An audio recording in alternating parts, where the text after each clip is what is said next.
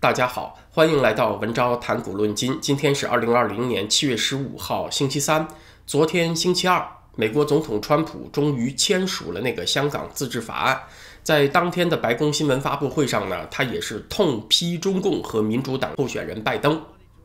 其实他90%的时间是在骂拜登啊，但是呢，他也是提到了中共就没有做到控制疫情这个事情，致使美国受到了很大损失啊。同时，他也宣布完全撤销香港的特殊待遇。其实这个香港自治法案，即使总统不签，只要他不否决，10天以后也会自动生效。但是他签了呢，就是一个姿态，表示政府呢会积极配合执行这个法案。那接下来的事情就叫立等可期，敬请关注了。其实不管这个川普连任是否成功，因为香港自治问题去制裁港府和中共官员，这根大棒已经是砸下去了。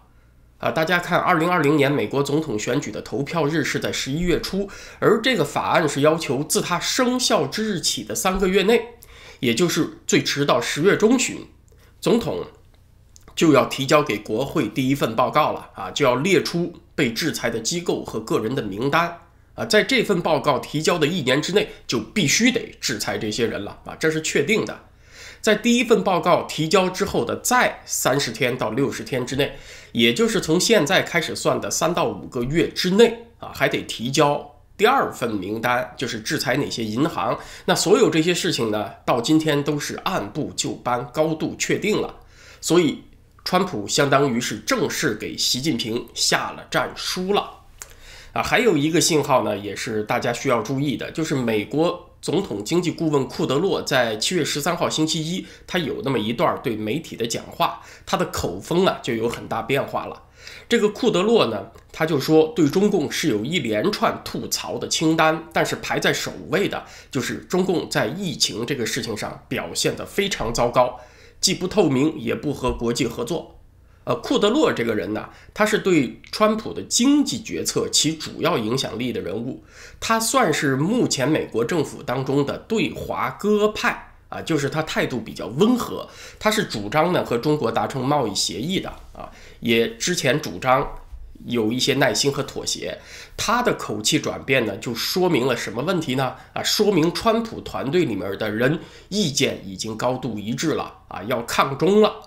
还有另外一位财政部长姆努钦也算是对中鸽派，但是呢，他7月9号不是也是实施了对陈全国等4个中共官员的制裁吗？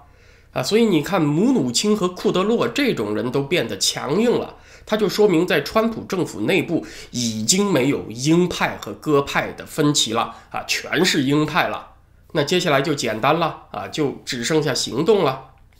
今天最新的消息呢，是美国国务院宣布禁止华为等中国科技公司的人进入美国，对他们实施签证制裁。那接下来还会有一连串的后招的大家就看吧。这2天的另外一个高潮就是在南中国海，美国国务院在13号发表了一个声明，说中共在南海的主张是完全不合法的用的那个词儿叫做 completely unlawful 美国国务院也有官员放风说，不排除制裁中共在南海搞霸凌就是欺压别的国家的那些企业和官员个人今天呢，华春莹外交部发言人也有个回应，叫做如果美国想兴风作浪，就让暴风雨来得更猛烈一些吧这个说法很引人注意。它怎么个更猛烈法呢咱们得先说一下为什么南海又突然升温了。其实呢，这和另外一件事情也有关联，就是7月11号传来消息说，中共和伊朗要签一个一揽子的经济和安全协议，等于是和伊朗缔结军事和经济同盟了当然这个消息是7月10号左右传出来的，之前肯定早就在谈了那美国政府那边呢，应该通过情报部门之前也就获得消息了，就说这个一揽子协议什么内容它就是北京要在25年之内向伊朗投资4000亿美元，在通信、港口、铁路、银行这些方面帮助伊朗，而伊朗则是向中共提供廉价和稳定的原油它相当于就是投资加上军事方面的帮助换能源这么一个协议。这个动作是把川普彻底惹毛了啊！他等于是让川普制裁伊朗的努力全都报废了。根据美国制裁伊朗的法案，从伊朗购买原油的国家呢，它和美国公司做生意也会受到限制。2018年5月份，川普不是退出了那个伊朗核协议嘛，也就恢复了对伊朗的制裁。川普想的呢是到2018年11月份，用半年的时间把伊朗的石油出口给归零啊。但是考虑到已经有一些国家和伊朗有能源出口协议在执行当中啊，像日本、印度、中国这些国家，所以就给这些国家半年的宽限。确实呢，这半年的豁免期到了之后呢，像印度和日本这些国家是停止了从伊朗进口，但是中国呢仍然在从伊朗买石油，只不过大幅度减少了，没有停止。其实对待伊朗也就相当于对待朝鲜一样啊，这个中国和伊朗和朝鲜和美国之间玩这个猫捉老鼠的游戏。我今天呢是查不到确切的数字，就说这个豁免期到了以后，中国还从伊朗进口了多少石油。但是呢去年7月份，美国就制裁了一家叫做珠海振荣的国有石油企业，还有它的高管，就是因为违反了从伊朗进口石油的禁令。也有可能中国采取的方式呢是人民币结算，伊朗这边收人民币啊，至少收一部分，再向同样使用人民币的其他国家，俄罗斯、巴基斯坦和东南亚去采购别的东西。那个时候呢，中国和伊朗之间的贸易呢还只能躲着来、藏着来、地下进行，但是现在呢，居然就要公开和伊朗建立起反美联盟了。那等于就是挑明了嘛，跟美国就撕破脸了，我就是要给伊朗输血，扶植伊朗和你美国作对。同时呢，从伊朗买廉价稳定的石油意味着什么呢？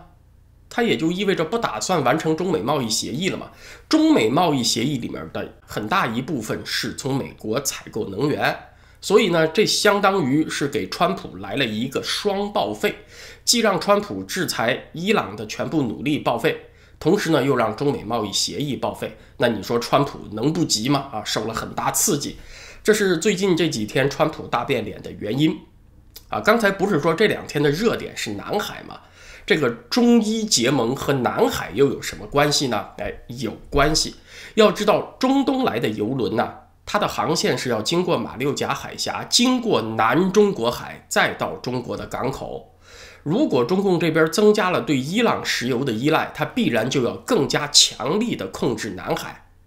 那美国实施对伊朗的石油出口限制，它怎么做呢？它怎么执行呢？就是要不然美国海军自己来做，要不然呢就是请别的盟国配合拦截从伊朗来的油轮。而中共这边呢是要强力控制南海这个油轮从伊朗来的必经之路同时显得非常孔武有力、说一不二，也就是要威慑印度洋周边的国家、南海周边的国家，让他们不敢配合美国的要求扣查伊朗的油轮你们谁敢配合美国，我就跟你们急。等于就是把美国制裁伊朗的这个国际体制给瓦解了。那当然川普不干了，他就急了。也许呢这不是习近平下个月就要达到的目标，但是这个用意的方向还是很明显的。华春莹刚刚说的让风暴来得更猛烈些吧，截止目前还是让口水来得更猛烈些。像美军的航母尼米兹号和里根号双航母打击群前几天在南海演习的时候呢，中共还没有进行针锋相对的演习还不敢让风暴马上就升级。山东号航母和辽宁号航母呢，在趴窝，就是闭门不出，那个号称航母杀手锏的东风21反舰飞弹也没见有什么异动。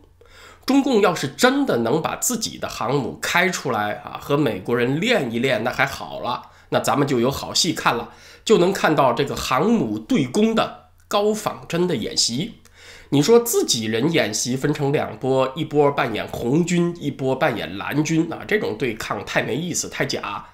你要玩就玩点真的才刺激，拿真正的对手当陪练。这怎么说呢？我把这个叫做军事3级片就是除了最后那一下没来真的，整个过程它都是真的。以前美苏他们2家就经常演这种军事3级片但是你还别说，苏联和后来的俄罗斯航空兵还真的就有2下子，有几次他们就突破了美军航母战斗群的那个防空预警的圈子，从距离美军航母很近的地方飞过。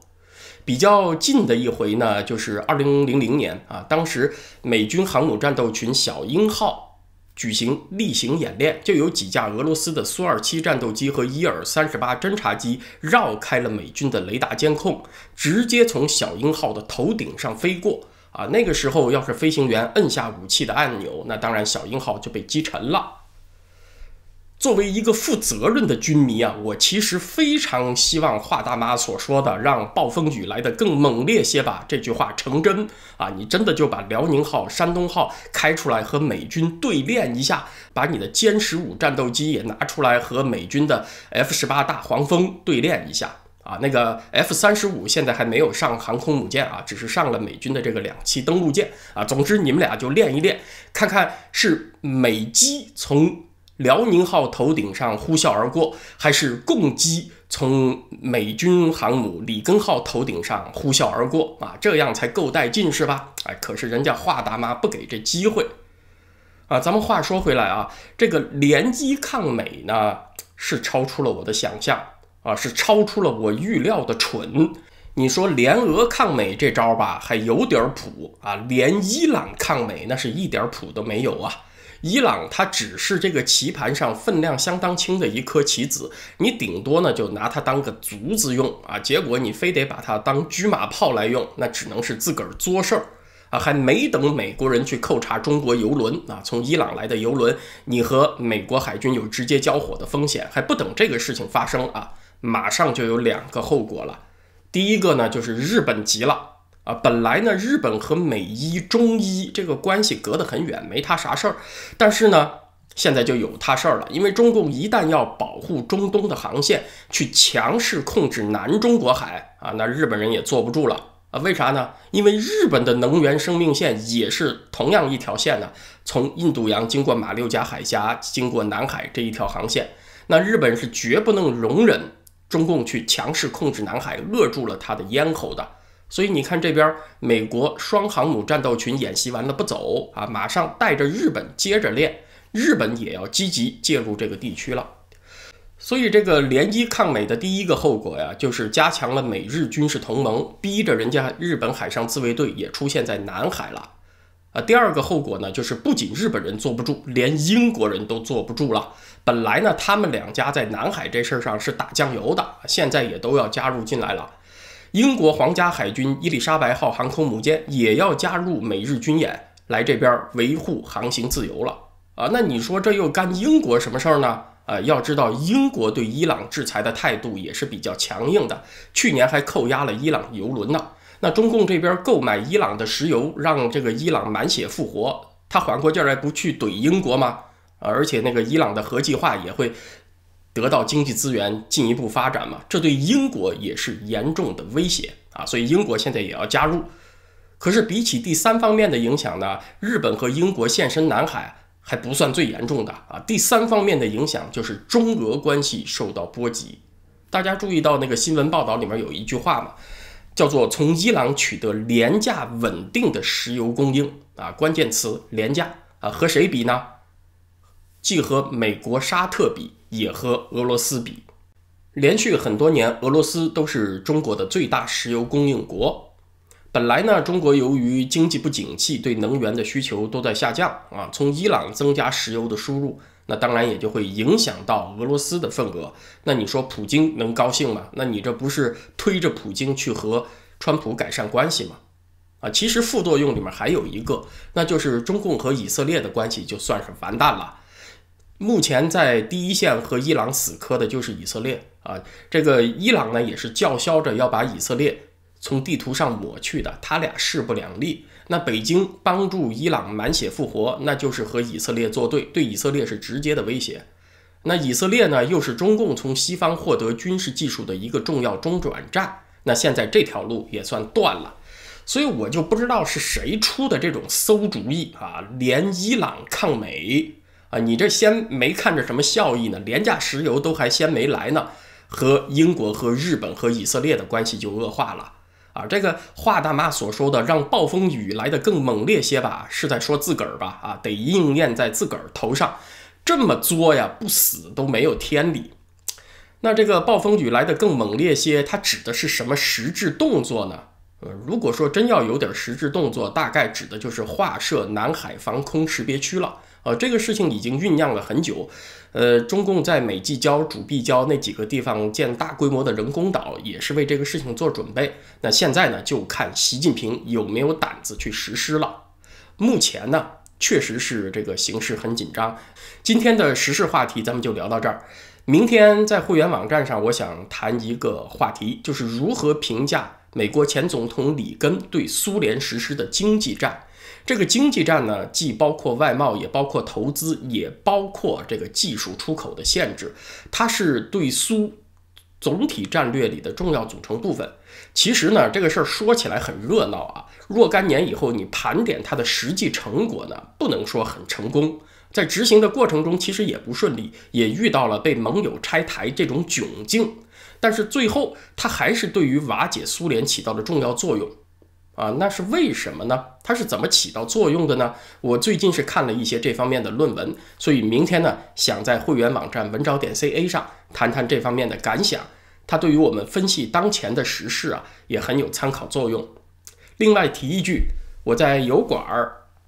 开了一个副频道暂时取名字叫做文招思绪飞扬大家在 YouTube 上用这几个字搜索可以查得到。目前呢，我是把我会员网站尽量就是每一集节目剪出一个2到3分钟的片花，放在这个频道上做宣传推广用，让非会员网友呢大概知道我会员网站上在说什么。那以后呢，就不把会员区的内容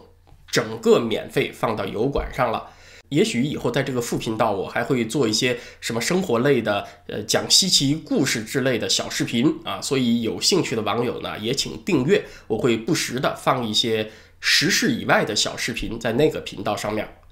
今天这个话题呢，就聊到这儿，谢谢大家。如果明天没有很重大的时事新闻发生，在 YouTube 上，咱们就是星期五再见了。